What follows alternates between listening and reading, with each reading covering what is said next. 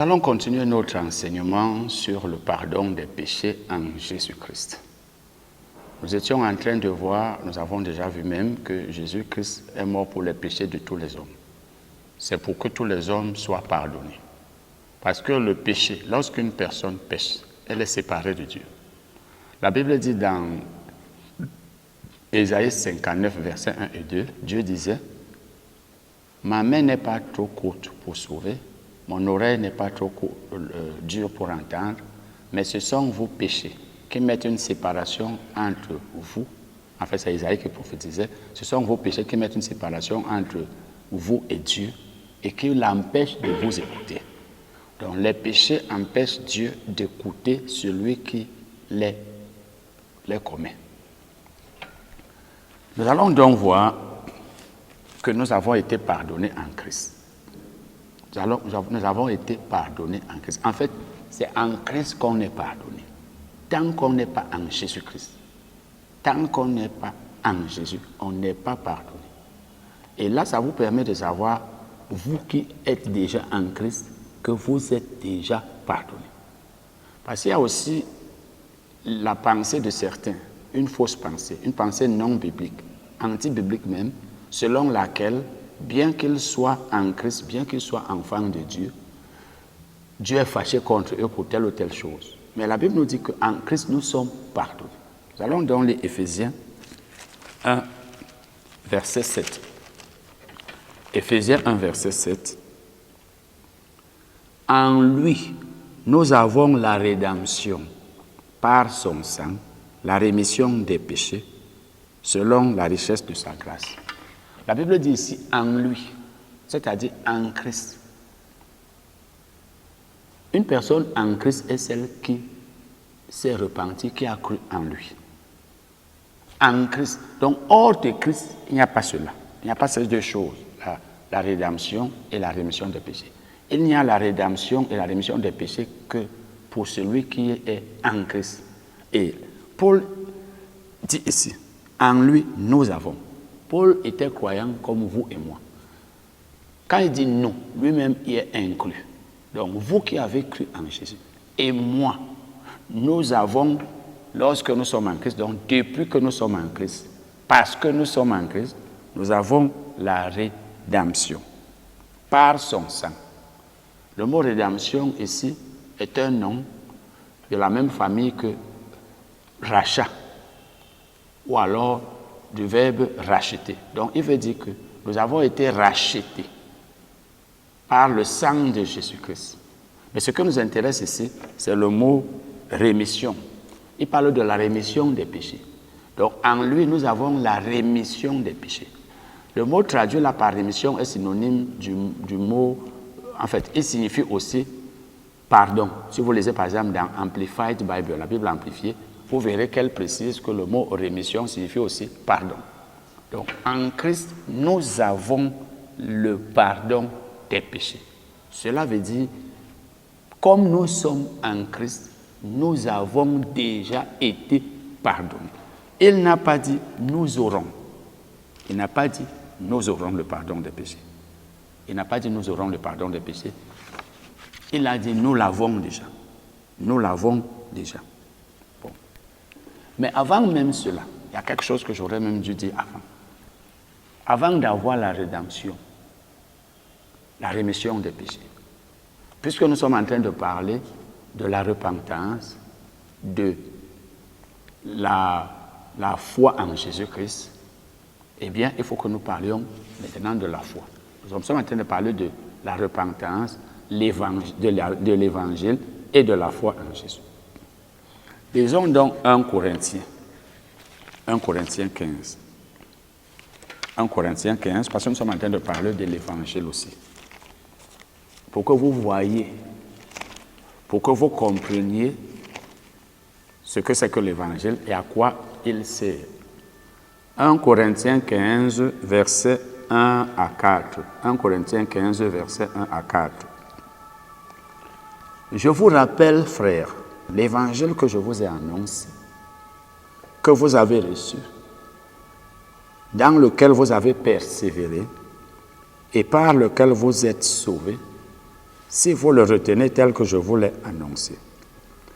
Autrement, vous auriez cru en vain. Pardon. Paul était en train de s'adresser ici aux Corinthiens, aux chrétiens de Corinthe.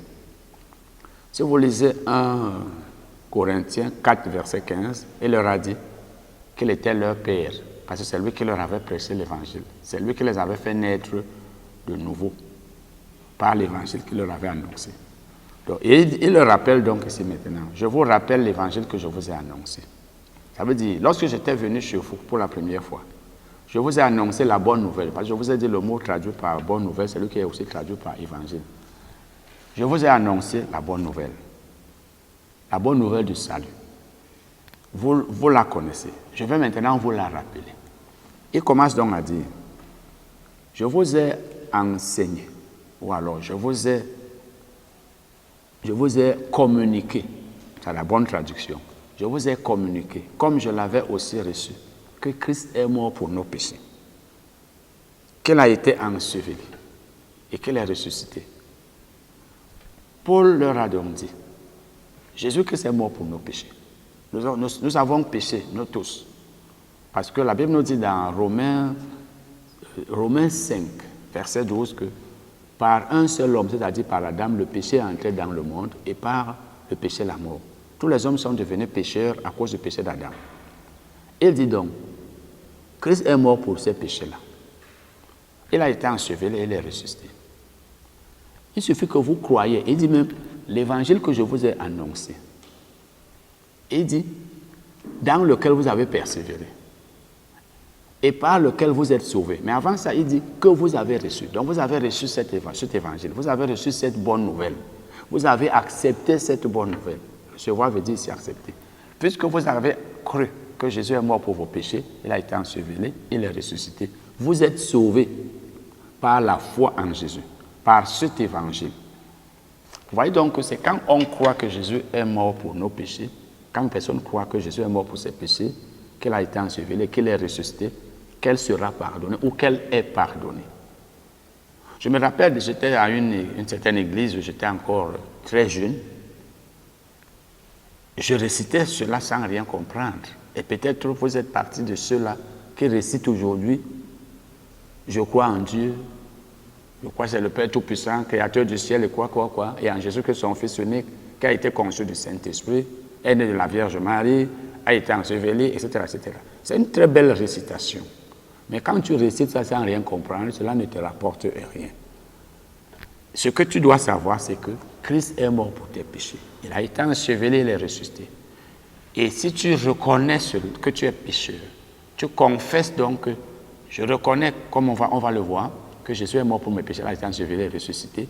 Et tu le dis de façon consciente, eh bien, tu es sauvé. Et tu n'as pas besoin de réciter ça chaque jour. Même si tu le récites chaque jour, il n'y a pas de problème, mais ce n'est pas une récitation comme si tu étais en train d'être interrogé par un enseignant pour qu'on te donne une bonne note. Tu as confessé cela une fois, ça va. Voilà donc ce que la Bible nous dit ici. Et maintenant, la Bible nous dit dans Romains. Disons Romains 10, versets 9 et 10. Romains 10, versets 9 et 10. Tout cela permet d'être pardonné. C'est pourquoi je vous ai dit, on ne peut pas être pardonné si on ne passe pas par cela. Tout ce que nous faisons souvent, nous nous assemblons, nous demandons à Dieu de pardonner à tout le pays, à toute la nation, à tous les ancêtres. Ça, c'est un peu de la comédie. En fait, ça n'a pas de place dans la Bible. La Bible nous dit dans Romains 10, versets 9 et 10. Romains 10, versets 9 et 10.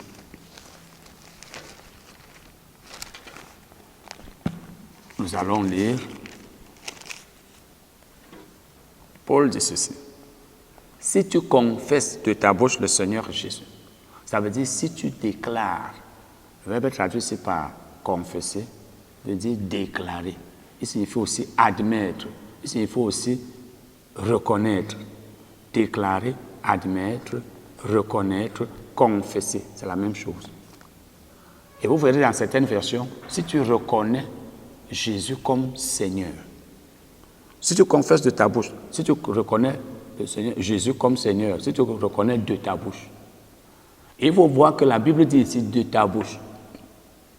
On ne peut pas être sauvé si c'est une autre personne qui confesse. Parce qu'il y en a aussi qui pensent qu'ils vont mourir et les gens vont rester confesser pour eux, demander pardon à Dieu, etc., etc. Si tu reconnais donc, si vous voulez, ou si tu confesses de ta bouche le Seigneur Jésus, si tu reconnais que Jésus est ton Seigneur, et si tu crois dans ton cœur que Dieu l'a ressuscité des morts, tu seras sauvé. Donc pour être sauvé, il faut reconnaître que Jésus est mort pour tes péchés, qu'il a été enseveli, qu'il est ressuscité. Et tu le déclares de ta bouche. Il y a donc deux choses, la foi que tu as dans le cœur et la parole que tu sors de ta bouche. C'est pourquoi au verset 8, la Bible parle de la parole qui est près de nous, qui n'est pas loin de nous, qui est dans la bouche et qui est dans le cœur. Tu seras donc sauvé. Et là, au verset 10, la Bible dit, « Car c'est en croyant du cœur qu'on parvient à la justice et c'est en confessant de la bouche qu'on parvient au salut. » Selon ce que dit l'Écriture. Donc, on ne peut pas parvenir au salut. On ne peut pas recevoir le salut. On ne peut pas être sauvé si on ne fait pas ces deux choses. On ne peut pas non plus parvenir à la justice. Parce que la Bible parle aussi de la justice. La justice, c'est l'état spirituel d'une personne qui est considérée devant Dieu comme n'ayant jamais commis un seul péché, qui devant Dieu est toute propre. Et pour arriver à ce niveau, il faut que tu aies cru en Jésus-Christ qui est mort pour tous tes péchés. Parce que Jésus est mort pour tous tes péchés. Ce que toi tu dois faire, c'est juste reconnaître qu'effectivement, d'abord, je suis pécheur, je le sais, je le reconnais. Et en plus, il y a quelqu'un qui est mort pour mes péchés. Donc si moi je crois, ça veut dire c'est pour moi qu'il est mort. Je vais vous donner un exemple. Si vous commettez une infraction, c'est-à-dire vous faites quelque chose qui est interdit par la loi, et vous comparaissez devant les tribunaux, devant le juge. Et le juge vous dit, monsieur tel ou madame tel, vous avez commis telle infraction, vous avez volé, vous avez fait ceci, cela. Mais il y a une personne qui a pris votre place en prison. Elle s'est fait enfermer, elle est en train de purger la peine que vous devriez purger. Qu'est-ce que vous devez dire? Vous devez tout simplement dire, oh, je remercie cette personne. Donc je ne vais plus être enfermé, je ne vais plus être emprisonné. Grâce à cette personne, elle m'aime beaucoup. Vraiment, merci. Merci à cette personne. Même si vous ne la voyez pas, vous allez dire seul, oh, je remercie Dieu pour cette personne. Mais si vous dites, jamais, je ne crois pas qu'une personne ait été emprisonnée pour mon infraction. Comment se fait-il? C'est qui ça? Moi, je ne connais pas la personne en question. Ça veut dire que vous ne croyez donc pas, vous n'acceptez pas, vous devez donc purger votre peine.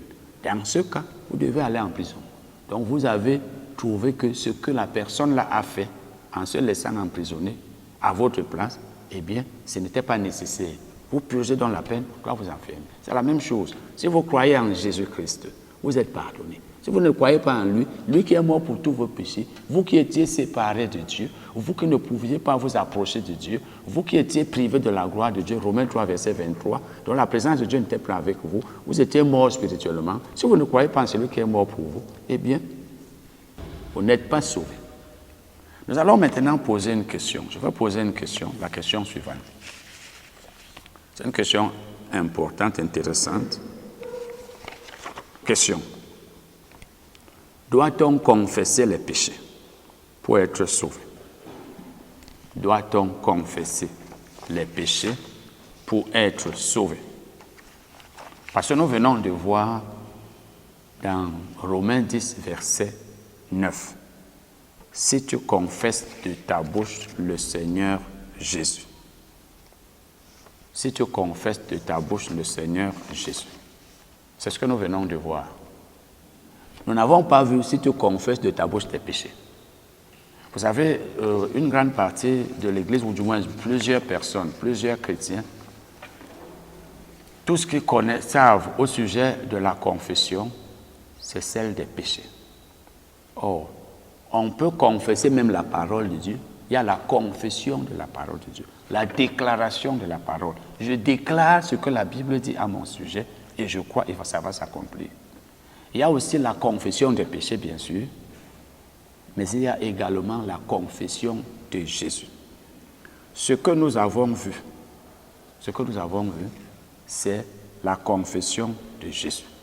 Nous avons vu que si nous confessons, si quelqu'un confesse de sa bouche le Seigneur Jésus, c'est-à-dire s'il déclare que Jésus est mort pour ses péchés, s'il le reconnaît, et s'il le croit, parce qu'il ne suffit pas de confesser. Quand tu dis « je crois » et tu ne crois pas dans le cœur, tu n'es pas sauvé. Ça veut dire Dieu regarde au cœur. Il faut ces deux choses. Maintenant, il y en a qui disent non, il faut confesser les péchés. Est-ce qu'on est donc obligé de confesser les péchés pour être sauvé?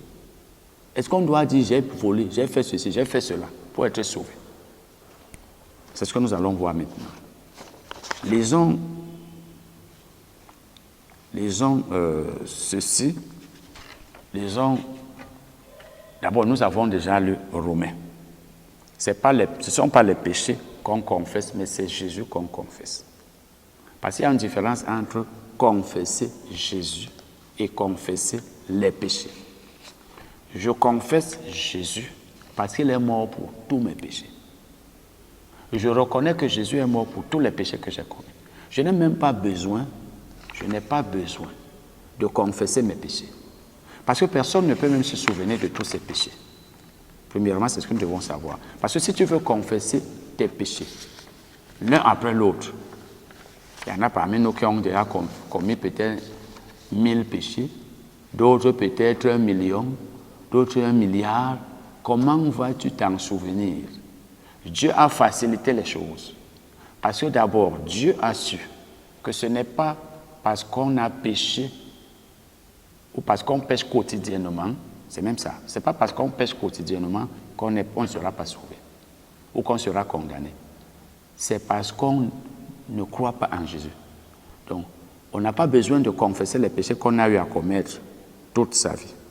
C'est-à-dire, on se met à dire, j'avais volé, j'avais tué, j'avais commis l'adultère, j'avais pratiqué la sorcellerie, etc., etc. On n'a pas besoin de faire tout cela.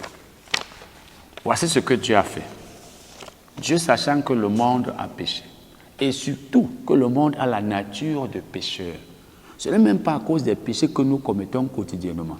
C'est parce que nous sommes même nés pécheurs avant notre naissance. Puisque la Bible nous dit dans Romains 5, verset 12 que par un seul homme, le péché est entré dans le monde et tous les hommes sont devenus pécheurs.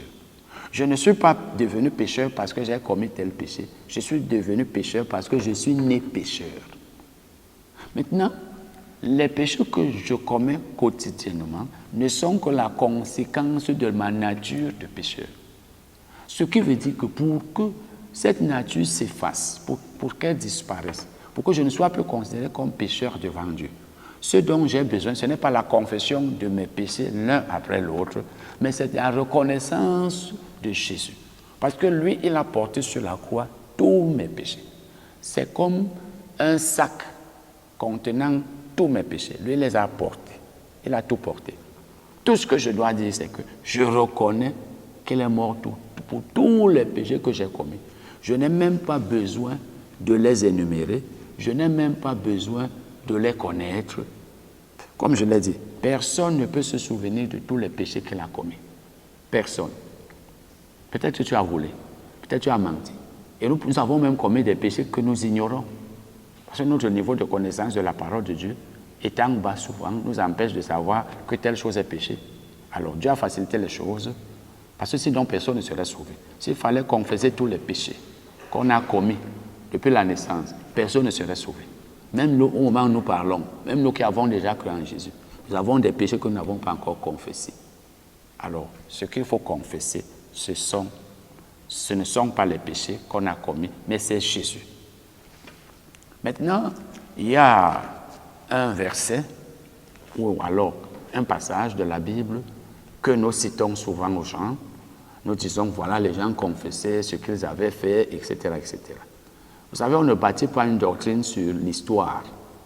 Par exemple, ce verset que nous lirons certainement la prochaine fois ou un autre jour, eh bien, là, c'est une histoire qui nous est racontée. Vous savez, les actes des apôtres, c'est l'histoire.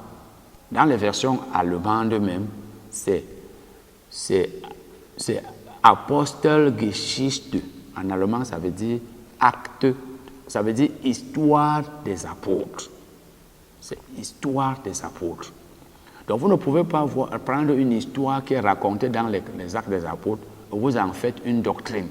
Vous commencez à enseigner aux gens, par exemple, comme les gens qui avaient cru en Jésus, dans les actes des apôtres, avaient pleuré, vous aussi vous devez pleurer, non?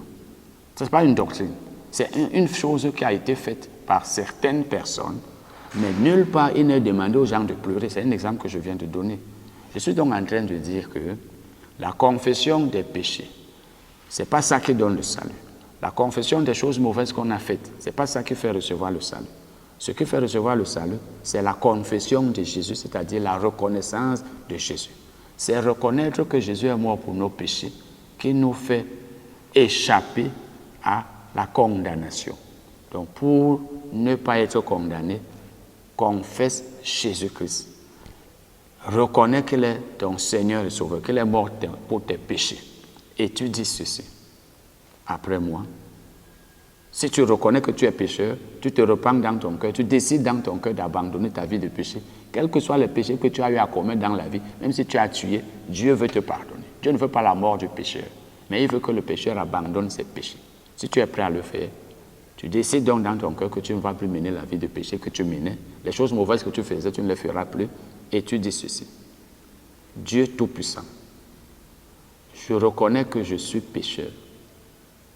Je crois que Jésus-Christ est ton Fils, qu'il est mort pour mes péchés, qu'il a été enseveli et qu'il est ressuscité pour ma justification. Je le reconnais maintenant et je le confesse comme mon Seigneur et Sauveur personnel. Amen. Si tu as fait cette prière et que dans ton cœur tu reconnais que tu es pécheur et que tu crois que Jésus est vraiment ce que tu as déclaré, tu es sauvé aujourd'hui, tu es pardonné. Lorsque cela m'a été prêché, je crois en 99, je n'ai pas confessé. Mais quelques temps après, moi-même, je l'ai fait après. Et c'est depuis ce jour-là que je suis pardonné. Nous allons continuer ce bon enseignement prochainement, mais avant cela, je vous rappelle que j'ai une brochure intitulée « Le pardon des péchés en Jésus-Christ ». Elle coûte 300 francs. Amen. Francs CFA.